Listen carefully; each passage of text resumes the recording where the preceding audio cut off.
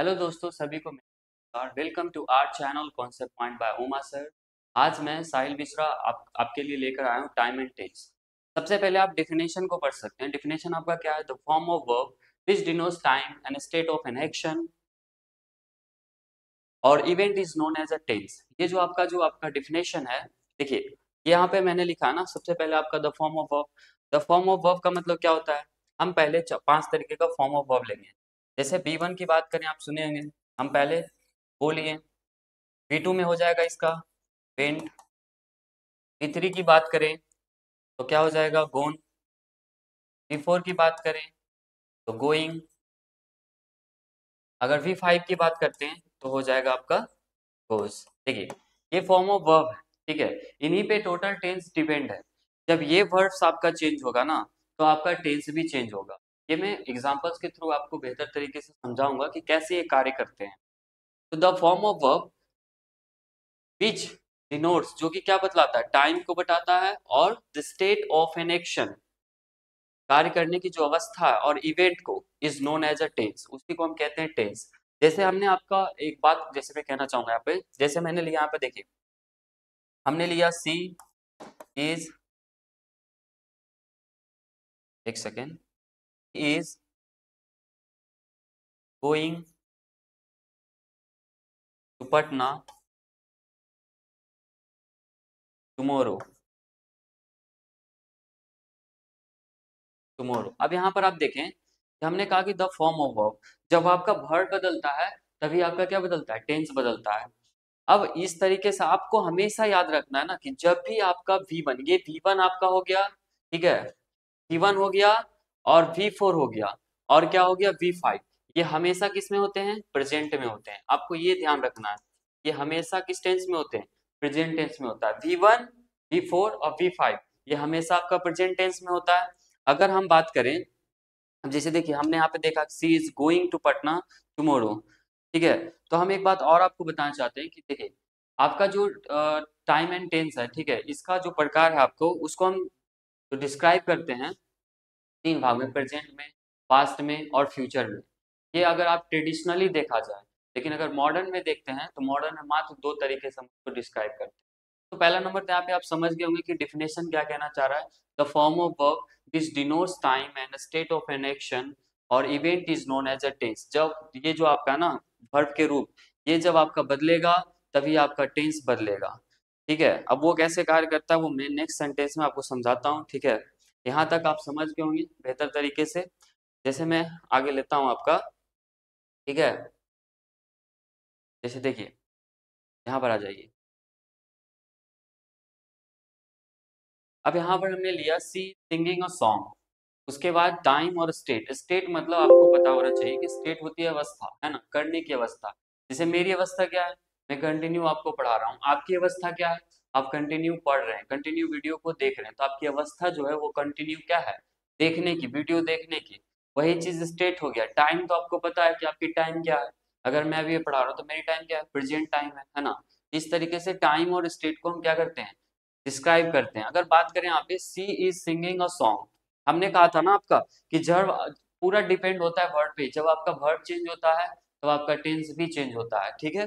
जैसे देखिए, और एक चीज आपको यहाँ पर मैं बता देता हूँ कि देखिए एक चीज आपको ध्यान रखना है कि V1 हो गया, ठीक है, और आपका V4 हो गया, और आपका V5 हो गया। ये तीनों वर्ब के फॉर्म है, ये हमेशा एक ही चीज में होते हैं। ये किस में होते हैं? प्रेजेंट में होते हैं। किसमें होते हैं? प्रेजेंट में। और जो आपका V2 होता है, ये हमेशा एक ही चीज में होता है। वो किस में होता है? पास्ट में होता है। अब आपका बचा एक, जो बचा V3। ये जो V3 है आपका, ये प्रेजेंट में भी होता है आपका, और पास्ट में भी होता है। ये प्रेजेंट में भी होता है और पास्ट में भी होता है। कैसे कार्य करते हैं वो भी हम सीखेंगे। अब जैसे देखिए हमने यहाँ पे लिखा ना कि सी सिंगिंग अ सॉन्ग। अगर मैं आपसे पूछूं, बताइए इसकी टेंस क्या होगी? इसकी टेंस क्या होगी? सी सिंगिंग अ सॉन्ग, इसकी टेंस क्या होगी? तो आप कहेंगे ना कि देखिए सर, अगर इसकी टेंस की बात करते हैं ना हम, तो आपने पहले ही बता दिया कि V1 और V4 और V5 जो है वो हमेशा किस में होता है? प्रेजेंट में होता है। तो हम सीधी से यहाँ पे समझेंगे कि ये जो सेंटेंस है वो किस टेंस में है, बताइए। ये आपका हो गया प्रेजेंट टेंस। किस में हो गया? प्रेजेंट टेंस में। लेकिन अगर हम इसकी, है ना, इसकी टाइम की बात करें और इसकी स्टेट की बात करें, तो इसकी टाइम और स्टेट क्या हो जाएगी बताइए? टाइम और स्टेट क्या हो जाएगी? टाइम की बात करें तो भाई बताइए कि वो गाना गा रही है, तो उसका जो गाना गाने का जो स्टेट है, जो टाइम है, वो क्या है? प्रेजेंट ही है, कंटिन्यू अभी गा रही है ना, वो गाना गा रही है। अब बिफोर मैंने बता दिया कि बिफोर आपका किस में होता है? हमेशा प्रेजेंट में होता है। तो इसका टाइम भी क्या हो जाएगा आपका? प्रेजेंट हो जाएगा। क्या हो जाएगा? प्रेजेंट हो जाएगा, ठीक है। लेकिन अगर हम इसकी स्टेट की बात करें, तो मैंने पहले भी मैंने आपको बताया कि स्टेट की बात करें, उस चीज की जो अवस्था, हमारी अवस्था क्या है कि मैं कंटिन्यू आपको बता रहा हूँ। यहाँ पर जो इसकी अवस्था है सेंटेंस का, ये कंटिन्यू क्या कर रहा है? गाना गा रहा है ना, तो कंटिन्यू वो गाना गा रही है, तो उसकी अवस्था क्या हो गया? उसका स्टेट क्या हो गया? कंटिन्यू हो गया। इसकी स्टेट की बात करें तो इसकी स्टेट क्या हो गई आपकी? कॉन्टिन्यूअस हो गई। क्या हो गई? कॉन्टिन्यूअस हो गई। अब देखिए, अगर हम नेक्स्ट सेंटेंस देखेंगे, ही मेट मी यस्टरडे। अब बताइए कि इसमें आप कैसे बताएंगे कि इसकी टेंस क्या होगी? कि टेंस क्या होगा? तो मैंने आपको बताया ना कि जब भी आप V2 देखें सेंटेंस में, है ना, जैसे देखिए हमने कहा ना V2 आपका हमेशा क्या होता है? V2 आपका हमेशा पास्ट होता है। ये आपको दिमाग में पुट कर लेना है। अब जैसे देखिए यहाँ पर क्या है, और एक चीज कि सब्जेक्ट के बाद आपको पता होता है ना, ये देखिए सब्जेक्ट के बाद अगर आपका V1 आ जाए, V5 आ जाए, है ना, या तो फिर आपका V2 आ जाए, ये हमेशा किस में होता है? इंडिफिनिट में होता है। अभी सिर्फ मैं इंडिफिनिट की बात कर रहा हूँ, मैं टेंस डिस्क्राइब नहीं कर रहा हूँ, इंडिफिनिट में होता है, ठीक है। तो देखिए सब्जेक्ट के बाद V2 है, ये जो मेट आपका क्या है? V2 है। और जब ये V2 है तो आपको बता दिया हूं मैं कि V2 हमेशा आपका किस में होता है? पास्ट में होता है। तो आप यहाँ पे देखें कि ये जब V2 पास्ट में होता है, तो ये टेंस कौन सा हो जाएगा? तो आप कहेंगे सर कि टेंस इसका जब भी होगा, तो इसका जब अगर आप यहाँ पे देख रहे हैं V2 है, तो टेंस क्या हो जाएगा आपका? पास्ट टेंस हो जाएगा। कौन सा टेंस हो जाएगा? Past tense. लेकिन इसकी सिर्फ हम टाइम की अगर बात करते हैं कि इसकी टाइम क्या होगा, तो टाइम आपको पता है कि जब टेंस पास्ट होगा, जो कार्य, अब जैसे क्या है कि ही मेट मी यस्टरडे, यानी वो कल मुझसे मिल लिया, तो वो मुझसे मिल लिया है, उसका काम खत्म हो गया। जो काम खत्म हो गया यानी कि वो कंप्लीट हो गया। और कंप्लीट हो गया तो इसकी स्टेट क्या हो गई आपकी? कंप्लीट। अब जो काम कंप्लीट हो गया तो उसकी स्टेट हो गई कंप्लीटेड। क्या हो जाएगा ये? कंप्लीटेड। इसकी स्टेट क्या हो जाएगी? कंप्लीटेड, यानी कार्य इसका क्या हो गया? समाप्त हो गया। अब जैसे देखिए यहां तक आप समझ गए होंगे। अब यहाँ पर देखिए, वी हेल्प द नीडी। अब हमने यहाँ पे लिखा वी हेल्प द नीडी। अब इसमें आप बताइए कि इसमें कौन सा टेंस होगा? ठीक है, तो हमने आपको बताया ना, ये सेंटेंस का आप सेंस देखेंगे, वी हेल्प द नीडी, मतलब जो जरूरतमंद है उनका हम मदद करते हैं। तो ऐसा नहीं है ना कि हम उनका सिर्फ प्रेजेंट में ही करते हैं या तो सिर्फ फ्यूचर में ही करते हैं, उनका हम सब में करते हैं, पास्ट में भी करते हैं, प्रेजेंट में भी करते हैं और फ्यूचर में भी करते हैं। तो ये आपका क्या हो गया? V1 हो गया। V1 आपको पता है कि इंडेफिनिट में है। अगर इसकी टेंस की बात करें तो हमने पहले बताया कि V1 किस में होता है? प्रेजेंट में होता है। तो इसकी टेंस क्या हो जाएगी आपकी? प्रेजेंट टेंस हो जाएगी। टेंस क्या हो जाएगी? प्रेजेंट टेंस, ठीक है। लेकिन अगर इसकी टाइम की बात करें तो टाइम क्या हो जाएगा? तो भाई टाइम की अगर बात करें तो वी हेल्प द नीडी, तो हम किसी को मदद करते हैं तो वो हमेशा, है ना, या तो पास्ट पास्ट में भी किए हैं और प्रेजेंट में भी करते हैं और फ्यूचर में भी करेंगे। तो बात करें तो यहाँ पर क्या हो गया? प्रेजेंट भी हो जाएगा आपका और पास्ट भी हो जाएगा आपका और फ्यूचर भी हो जाएगा। अब एक बात बताइए कि इसकी स्टेट क्या हो जाएगा? स्टेट की बात करें तो आप देखते होंगे कि जब भी आप, हम एक एग्जांपल ले सकते हैं, जैसे कि मान लीजिए कि कभी आप ट्रेन में चढ़े होंगे, तो ट्रेन में देखते हैं कि जनरल में सब कोई घुस जाता है। क्यों? क्योंकि वहां पर, है ना, कोई भी घुस गया, ठीक है, कोई भी बिना टिकट का, कोई भी किसी भी तरीके से। तो यहाँ पर भी वही चीज है कि स्टेट की अगर बात करें, इसमें तीनों टेंस आ रहा है, और जिसमें तीनों टेंस आ रहा है, प्रेजेंट भी आ रहा है, पास्ट भी आ रहा है, फ्यूचर भी आ रहा है, तो वो क्या चीज हो जाएगा? तो वो हो जाएगा आपका जनरल। क्या हो जाएगा? जनरल। इसकी स्टेट आपकी जनरल हो गई, ठीक है। यहाँ तक आप समझ गए होंगे। उसके बाद हम आगे बढ़ते हैं। अब देखिए, टेंस को हम तीन भाग में डिवाइड करते हैं। कितने भाग में डिवाइड करते हैं? तीन भाग में। अगर ट्रेडिशनली देखा जाए, है ना, अगर ट्रेडिशनली देखा जाए, अगर ट्रेडिशनली देखा जाए, है ना, क्या कि ट्रेडिशनली देखा जाए तो हम इसको तीन भाग में बांटते हैं। जो हमारे जो पिछले जो पूर्वज जो हुए थे ग्रामीण, वो इसको तीन भाग में बांटते हैं, ठीक है। कौन कौन से? प्रेजेंट टेंस में, पास्ट टेंस में, फ्यूचर टेंस में। लेकिन अगर मॉडर्न टाइम में देखा जाए तो इसको सिर्फ मात्र दो टेंस में हम पढ़ते हैं, मॉडर्न टेंस में मात्र दो। कौन कौन हो गया? प्रेजेंट हो गया और पास्ट हो गया, नॉट फ्यूचर। फ्यूचर इसलिए नहीं होता कि फ्यूचर में जब आप विल सेल पढ़ते हैं ना, तो विल सेल जो कार्य करता है वो मॉडल की तरह कार्य करता है, मॉडल वर्ब्स हो जाते हैं। ना कि आपका वो टेंस हो जाता है जो आप यूज करते हैं, ठीक है। तो इस तरीके से उसमें, लेकिन हम अभी ट्रेडिशनली ही पढ़ेंगे, ठीक है।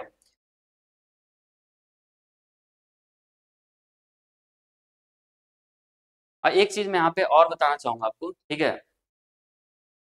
देखिए, स्ट्रक्चर आपको कैसे याद रखना है किसी भी चीज का। स्ट्रक्चर आपको कैसे याद रखना है, देखिए, जब भी, देखिए, जब भी आपको इज हो गया, ठीक है, एम हो गया और आर हो गया, ठीक है, और इसके साथ आपका वॉच हो गया और वर हो गया, अगर इसके साथ कभी भी आपका बिफोर आ जाता है, ठीक है, कभी भी बिफोर आ जाता है, अगर हम बात करें इसके साथ कभी भी बिफोर आ जाता है, तो आप किस चीज टेंस में मानेंगे, इसको एक ही टेंस में मानेंगे, किस टेंस में रखेंगे इसको, कॉन्टिन्यूअस, किसमें रखेंगे, कॉन्टिन्यूअस, कॉन्टिन्यूअस टेंस में रखेंगे, ठीक है। अभी हमें वो डिस्क्राइब नहीं करना कि प्रेजेंट और पास्ट, वो मैं बताऊंगा, पहले इसमें हम क्या करेंगे कि जब भी इज एम आर हो और वाज वर के साथ, स्ट्रक्चर कैसे याद रखेंगे आप, इज एम आर और वाज वर के साथ जब भी बिफोर आ जाए, V four means verb plus ING, जब भी आ जाए तो आप उस चीज को कैसे डिस्क्राइब करेंगे, कॉन्टिन्यूअस की तरह से, ठीक है। अगर हम बात करें, ठीक है, अगर ले लीजिए आप यहाँ पे हैज ले लीजिए और हैव ले लीजिए आप, ठीक है, और हैड ले लीजिए, ठीक है, इन तीनों के साथ जब भी आप V3 को पुट करते हैं, तो ये हमेशा जो आपका टेंस बनता है वो कौन सा होता है, परफेक्ट टेंस, कौन सा टेंस होता है, परफेक्ट टेंस हो जाएगा आपका, ठीक है। जब भी हैज हैव हैड के साथ आपको V3 मिल जाए, समझ जाइए कि वो परफेक्ट टेंस है, ठीक है। और अगर जब भी आपको, आपका V1 हो गया, V2 हो गया और V5 हो गया, अगर ये मिल जाए आपको सेंटेंस में, तो समझ जाइए कि ये हमेशा किस चीज में होता है, इंडिफिनिट में होता है, किस चीज में होता है, इंडिफिनिट में, इंडिफिनिट टेंस, ठीक है। तो इस तरीके से अपना सेंटेंस को याद रख, स्ट्रक्चर, स्ट्रक्चर को रटने की जरूरत नहीं है, स्ट्रक्चर को समझने की जरूरत, किस तरीके से आप समझेंगे, जैसे कैसे, जैसे ही आपको है ना V1 और, जैसे V1 और V5 आ गया तो ये प्रेजेंट इंडेफिनिट हो गया, जैसे ही V2 आ गया पास्ट इंडेफिनिट हो गया, ठीक है। और जैसे ही अगर आपका V1 आ गया सब्जेक्ट के साथ तो आप फ्यूचर इंडेफिनिट हो गया, सिर्फ ओनली V1, अगर V1 और V5 आ गया तो प्रेजेंट इंडेफिनिट हो गया आपका। इसमें देखेंगे अगर इज एम आर के साथ बिफोर आ गया तो प्रेजेंट कॉन्टिन्यूअस, वॉज वर के साथ अगर बिफोर आ गया तो पास्ट कॉन्टिन्यूअस। इस तरीके से देखें कितना आसान हो गया याद करना। अगर हैज हैव के साथ V3 आ गया तो प्रेजेंट परफेक्ट, अगर हैड के साथ V3 आ गया तो पास्ट परफेक्ट। और अगर हम बात करें प्रेजेंट परफेक्ट कॉन्टिन्यूअस की तो वो मैं आगे डिस्क्राइब करूंगा बेहतर ढंग से, ठीक है। ये तीन इस तरीके से आप याद कर लेंगे, ठीक है। उसके बाद आगे बढ़ेंगे हम, ठीक है। अब यहाँ देखिए, अगर बात करें, है ना, आप यहाँ पे देखिए एस्पेक्ट ऑफ टेंस, यानी जिस तरीके से हम चार भाग में बांटते हैं ना, जैसे प्रेजेंट आपका हो गया, ये कॉन्टिन्यूअस हो गया, परफेक्ट हो गया, परफेक्ट कॉन्टिन्यूअस हो गया, इंडेफिनिट हो गया, इसी को एस्पेक्ट ऑफ टेंस कहते हैं। तो सबसे पहले हम प्रेजेंट टेंस पढ़ेंगे, और प्रेजेंट टेंस में हम पढ़ेंगे किस चीज को पढ़ेंगे, सिंपल प्रेजेंट टेंस और प्रेजेंट इंडेफिनिट टेंस। अगर हम आपसे पूछे कि बताइए इंडेफिनिट का मतलब क्या होता है, पढ़ते तो आप लोग होंगे, लेकिन आपको ये नहीं पता होगा कि इंडेफिनिट का मतलब क्या होता है ना। अगर हम बात करें इंडेफिनिट का, तो इंडेफिनिट का मतलब क्या होता है, बहुत लोग है ना कि उसको रट लेते हैं लेकिन पता नहीं होता उनको कि इंडेफिनिट का मतलब क्या होता है। तो अगर इंडेफिनिट की मतलब करें, है ना, तो इंडेफिनिट की बात करें तो इंडेफिनिट को हम दो भाग में डिस्क्राइब करते हैं, ठीक है। पहला आपका हो गया परमानेंट, और दूसरा आपका हो गया टेम्पररी। अब ये कैसे कार्य करता है, परमानेंट की बात करें तो आप कोई भी सेंटेंस ले सकते हैं, जैसे मान लीजिए कि मैं प्रत्येक दिन सुबह उठता हूँ, है ना, तो ये मेरा क्या हो गया, परमानेंट हो गया। अब देखिए उठता हूँ तो ये किस चीज में, प्रेजेंट इंडेफिनिट में आ रहा है, तो इस तरीके से आप, अब जैसे मैं हर एक दिन ये कार्य करता हूँ तो प्रेजेंट इंडेफिनिट हो गया। तो आप किसी भी चीज को ले लीजिए, है ना, कोई भी एग्जाम्पल, अगर हम बात करें परमानेंट की या बात करें टेम्पररी की, मान लीजिए कि मैं राम राम के साथ खेलता हूँ तो कभी कभी राम के साथ खेलता हूँ, तो ये आपका टेम्पररी हो गया। तो मैं आपको कहता हूँ ना कि आप कोई भी सेंटेंसेस लीजिए परमानेंट और टेम्पररी पर, वो जब भी आएगा तो वो इंडेफिनिट को ही क्रिएट करेगा, कोई भी सेंटेंस है। जैसे सूर्य देख लीजिए, सूर्य पूरब में उगता है तो ये आपका क्या हो गया, परमानेंट हो गया, है ना। तो ये जो परमानेंट है ना, ये आपका किसमें, इंडेफिनिट में। तो परमानेंट जब भी मिले, टेम्पररी जब भी मिले, समझ जाइए कि वो इंडिफिनिट की बात कर रहा है। तो इंडिफिनिट मतलब आपको बेहतर तरीके से समझ में आ गया होगा। अब देखिए, इसको दो या तो सिंपल प्रेजेंट कह लीजिए या प्रेजेंट इंडेफिनिट कह लीजिए, है ना। इसकी अगर स्ट्रक्चर की बात करिए तो मैंने देखिए पहले ही मैंने आपको सिखा दिया है कि जब भी सब्जेक्ट के साथ V1 और V5 आए तो समझ जाइए किस चीज की बात हो रही है, प्रेजेंट इंडेफिनिट की बात हो रही है। किस चीज की बात हो रही है, प्रेजेंट इंडेफिनिट। और एक चीज और देखिए, तो इंडेफिनिट का मतलब आप समझ गए होंगे, ठीक है। इंडेफिनिट का मतलब आप समझ गए होंगे कि इंडेफिनिट का मतलब क्या होता है। उसके बाद अगर हम बात करें कि देखिए, अगर आपका सिंगुलर सब्जेक्ट हो, अगर आपका सिंगुलर सब्जेक्ट हो तो सिंगुलर सब्जेक्ट के बाद साथ आप हमेशा क्या लगाएंगे, सिंगुलर वर्ब लगाएंगे। क्या लगाएंगे, सिंगुलर वर्ब लगाएंगे, ठीक है। अगर आपका प्लूरल सब्जेक्ट हो, अगर आपका प्लूरल सब्जेक्ट हो तो इसके साथ हमेशा क्या आएगा, प्लूरल वर्ब आएगा। क्या आएगा, प्लूरल वर्ब, ठीक है। ये कैसे कार्य करेगा, इस सेंटेंस में हम देखेंगे। जब भी आपका सिंगुलर सब्जेक्ट हो तो उसके साथ सिंगुलर वर्ब आएगा। जब भी आपका प्लूरल सब्जेक्ट हो तो उसके साथ हमेशा आपका क्या आएगा, प्लूरल वर्ब आएगा। देखिए, अब इस तरीके से कार्य करना। एक बात और, जितने भी वर्ब है ना वो सभी प्लूरल होते हैं। जब उस वर्ब में जब उस वर्ब में हम एस यस को जोड़ते हैं ना, जब उस वर्ब में हम एस और यस को जोड़ते हैं तो ये जो बनता है वो बन जाता है आपका सिंगुलर। क्या बन जाता है, सिंगुलर। जितने भी वर्ब होते हैं वो सभी प्लूरल होते हैं। जब जब जब भी हम उनमें एस और यस को पुट कर देते हैं और साथ में जोड़ देते हैं तो उसके बाद जो निर्माण होता है वो सिंगुलर का निर्माण होता है। कौन से वर्ब का निर्माण होता है, सिंगुलर वर्ब का निर्माण होता है। अब यहाँ पर देखिए, ये मैंने समझा दिया तो यहाँ पर आप बेहद ढंग से समझेंगे, है ना। और यहाँ पर बनाने की कोशिश करेंगे, ठीक है। अब देखिए, तो सबसे पहले आपका है subject plus V1 oblique V5 plus object. अब कोई भी सेंटेंस ले लीजिए, ठीक है। तो जैसे हम सेंटेंस लेते हैं, सब्जेक्ट की बात करें तो हम कोई अगर सिंगुलर लिए, है ना, कोई भी अगर सिंगुलर, तो मान लीजिए अगर हमने लिया ही, ठीक है, ही लिया, उसके बाद ही के साथ देखिए ही क्या है आपका, सिंगुलर है तो वर्ब इसके साथ क्या आएगा, सिंगुलर आएगा, ठीक है। तो मान लीजिए हमने लिया सिंगुलर वर्ब टेक लिया, और टेक आपका प्लूरल है लेकिन इसमें हम एस जोड़कर इसको क्या बना दिए, सिंगुलर। तो ही टेक्स टी, यहाँ पर क्या हो गया, टी, ठीक है। ही टेक्स टी बन गया आपका सेंटेंस। अब इसको क्या करना है, नेक्स्ट स्ट्रक्चर पे आपको पुट करना है। यहाँ जो डू डज का यूज है वो इम्फेसाइज को बताने के लिए, जोड़ देने के लिए, जब भी किसी सेंटेंस में जोड़ देकर, है ना, subject plus do oblique does plus V1 plus object. तो ये जो डू डज आपका है ना, अब यूज करिए। जैसे हमने सब्जेक्ट लिया सिंगुलर तो वर्ब भी आपका सिंगुलर होगा। हमने बताया ना कि ये जब सिंगुलर होगा तो ये भी आपका क्या होगा, सिंगुलर होगा। अब सब्जेक्ट देखिए, इसी को लीजिए तो ये ले लेंगे हम, है ना। अब इसी को लीजिए आप तो ठीक है, ये ले लिया हमने ही ले लिया। अब ही के साथ क्या लगेगा, डू लगेगा कि डज लगेगा। आपको पता है कि डू जो है वो प्लूरल वर्ब है, और जब हमें ये एस सी एस जोड़ देते हैं तो ये बन जाता है सिंगुलर, और ही सिंगुलर है इसके साथ डज लगेगा, है ना, क्योंकि ये भी सिंगुलर है। तो ही डज, V1 क्या होगा, टेक्स का, टेक हो गया। उसके बाद यहाँ पर क्या हो गया, टी हो गया। तो ही डज टेक टी, ठीक है। इसी तरीके से इस पे ये आपका हो गया निगेटिव। तो सब्जेक्ट आपको पता है कि ये हो गया आपका ही हो गया। उसके बाद आपका डू डज है, तो डू डज में ही के साथ क्या लगाएंगे, डज लगाएंगे। उसके बाद क्या लगाएंगे, नॉट लगाएंगे, नॉट हो गया। गिवन है उसके बाद, तो आपका ये हो गया टेक, उसके बाद हो गया टी, ठीक है। उसके बाद इंट्रोगेटिव हो गया। देखिए यहाँ पे सब्जेक्ट आपका जो है ना, सब्जेक्ट छूट गया है, ठीक है। यहाँ पर आपका सब्जेक्ट होगा, ठीक है, do does oblique plus subject plus V1 plus object. अब देखिए यहाँ पर हम डू डज, तो सबसे पहले हम डज लेंगे। अच्छा, डज क्यों लिया हमने, क्योंकि आपको पता है ही सिंगुलर है। उसके बाद V1 आपका टेक हो गया, उसके बाद टी हो गया आपका, क्वेश्चन मार्क लगा देंगे। जब भी हेल्पिंग वर्ब ऑक्सिलरी वर्ब, है ना, सब्जेक्ट से पहले यूज होता है उस सेंटेंस में हमेशा आपको क्वेश्चन मार्क का यूज करना है, ठीक है। यहाँ पर हो गया don't doesn't subject V1 object. अब बताइए ही है तो यहाँ पर हो जाएगा डजंट, सिंगुलर हो जाएगा। ये हो गया ही टेक टी, क्वेश्चन मार्क, ठीक है। उसके बाद do oblique does plus subject plus not plus V1 plus object, ठीक है।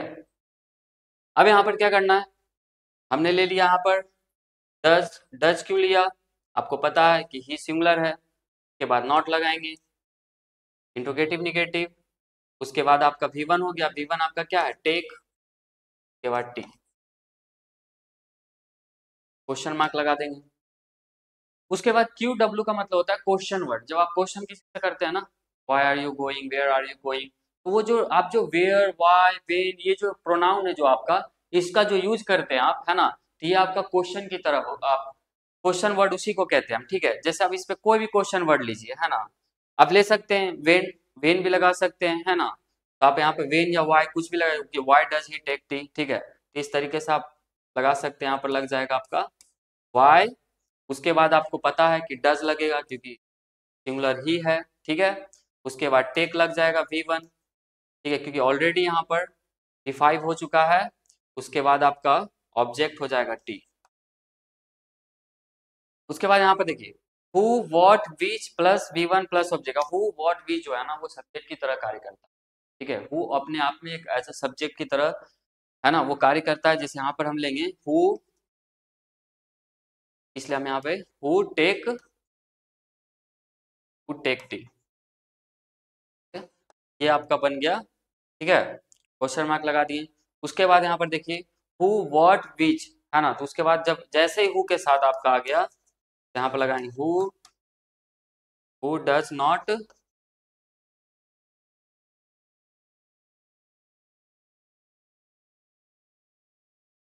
Who does not take T,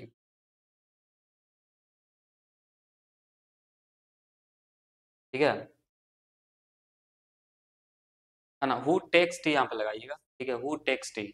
उसके बाद यहाँ पे होगा who does not take tea, ठीक है, आगे बढ़ते हैं।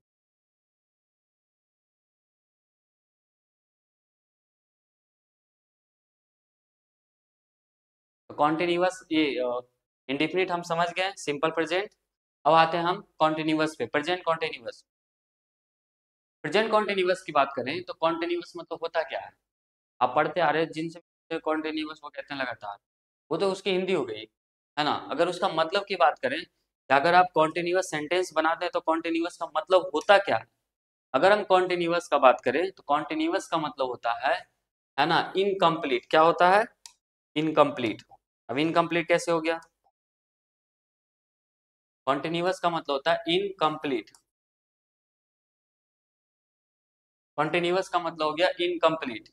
इनकम्प्लीट का मतलब ये हुआ कि जो कार्य इनकम्प्लीट है यानी कि पूरा नहीं किया हुआ। अब मान लीजिए कि मैं ही अभी आपको टेस्ट पढ़ा रहा हूँ, ये अभी पूरा नहीं हुआ, है ना, इसके लिए आपको बहुत सारे वीडियोस चैनल पे देखना पड़ेगा, है ना। और इसी तरीके से हम लोग बहुत सारे मेहनत कर रहे हैं, बहुत सारे कंटेंट्स आपके लिए लेकर आएंगे यूट्यूब। आपको बस कुछ नहीं करना, लाइक शेयर, है ना, क्योंकि बिना आपके सपोर्ट का, है ना, तो आपको आप समझ गए होंगे। उसके बाद अगर कॉन्टिन्यूअस की बात करें तो इनकम्प्लीट की बात करें तो इनकम्प्लीट है कि जैसे मैं टेंस पढ़ा रहा हूँ तो ये टेंस अभी कंप्लीट नहीं होगा, ये अपने आप में इनकम्प्लीट है। तो जो कार्य इनकम्प्लीट होता है ना वही कॉन्टिन्यूअस होता है, ठीक है। अब जैसे देखिए यहाँ पर subject is am are V four object. अब जैसे हम यहाँ पे लेंगे कोई भी आप एग्जाम्पल ले लीजिए, है ना, जैसे मान लीजिए ले लेते हैं Ram is playing cricket. Ram is playing cricket. अब यहाँ पर हमने ले लिया एग्जाम्पल, ठीक है, क्योंकि अब देखिए हमने क्या देखा यहाँ पे, ये सब्जेक्ट है। सब्जेक्ट के बाद मैं पहले ही बता चुका हूँ कि जब भी इज एम आ रहा है वी फोर के साथ वो समझ है कि प्रेजेंट कॉन्टिन्यूअस की बात हो रही है। यहाँ पर हमने सब्जेक्ट लिया राम, और राम सिंगुलर है तो सिंगुलर के साथ सिंगुलर वर्ब आएगा। इज आपका सिंगुलर वर्ब है, बिफोर प्लेइंग हो गया, क्रिकेट हो गया, ठीक है। अब इसी में हम जब बनाएंगे तो ये क्या हो जाएगा, वहां subject Ram, Ram is not लगाएंगे, Ram is not playing, Ram is not playing cricket, Ram is not playing cricket, ठीक है। उसके बाद is am are plus subject plus before plus object, ठीक है। अब यहाँ पर देखिए जैसे ये इंट्रोगेटिव हो गया। इंट्रोगेटिव कैसे हो गया, मैंने कहा ना सब्जेक्ट के पहले जब भी अगर आपका हेल्पिंग वर्ब और ऑक्सिलरी वर्ब आ जाए तो समझ जाइए वो इंट्रोगेटिव है। अब यहाँ पर देखिए क्या हो जाएगा, इज हो जाएगा, इसके बाद सिंगुलर है राम, इसलिए हमने इज लगाया, तो is Ram playing cricket, is Ram playing cricket, ठीक है। क्वेश्चन मार्क लगाएंगे यहाँ पे। उसके बाद इजंट आरंट, है ना, एमंट नहीं होता, है ना, वो गलत कॉन्ट्रैक्टेड फॉर्म होता है आपका। ठीक है, निगेटिव के साथ उसका पेयर नहीं होता। इजंट होगा, आरंट होगा, plus subject plus before plus object. उसके बाद यहाँ पे क्या करेंगे आप, तो इजंट लगाएंगे। इजंट हमने क्यों लगाया, तो राम सिंगुलर है ना। उसके बाद हम यहाँ पे लगाएंगे प्लेइंग, क्या खेल रहा है राम, क्रिकेट खेल रहा है, ठीक है, question mark. Is am are plus subject plus not plus before plus object. अब यहाँ पर हमने क्या लगाएंगे, इज, क्यों लगाए इज, कि राम सिंगुलर है। Is Ram not playing cricket, question mark लगा दिए, ठीक है। उसके बाद क्वेश्चन वर्ड मैंने बता ही दिया कि क्वेश्चन वर्ड होता क्या है। क्वेश्चन वर्ड की अगर बात करें तो बता ही दिया अभी क्वेश्चन वर्ड होता क्या है। तो क्वेश्चन वर्ड जब भी हम किसी से क्वेश्चन करते हैं वो क्वेश्चन वर्ड होता है आपका, ठीक है। जैसे व्हाट, विच, हाउ, ये सभी क्वेश्चन वर्ड हो गए आपके, ठीक है। तो यहाँ पर हम लेते हैं, ठीक है। तो वो क्रिकेट खेला तो हम कह सकते हैं क्वेश्चन वर्ड, है ना। तो वेन लगा सकते हैं, ठीक है, वेन इज, ठीक है, Ram playing cricket, question mark. उसके बाद हु व्हाट विच, यहाँ पर लगाएंगे who is playing cricket, question mark लगा दिए। यहाँ पर भी लगाएंगे, क्या लगाएंगे, who is not playing cricket, ठीक है। तो हमने आज जो किया वो इंडेफिनिट पे किया और कॉन्टिन्यूअस पे किया, ठीक है। इसी तरीके से हमने बहुत डिस्कस किया, ये तो जस्ट टेंस का एज अ ट्रेलर है। अभी तो बहुत कुछ रूल्स आपको टेंस के बारे में पढ़ना है और टाइम के बारे में पढ़ना है, ठीक है। तो अगर इसी से आप इसी तरीके से आप बेहतर तरीके से पढ़ेंगे और हमारे चैनल के साथ, हमारे वीडियो के साथ आप जुड़े हुए रहेंगे, और हम नेक्स्ट वीडियो में आपको जो भी टॉपिक पे चाहिए अगर वीडियो, तो आप कमेंट में जाकर कमेंट में लिखेंगे, हमारा टीम लाने की कोशिश करेगा उस चीज़ को। और कौन से पॉइंट के साथ बने रहें, वीडियो को शेयर करें, लाइक करें। Thank you for watching.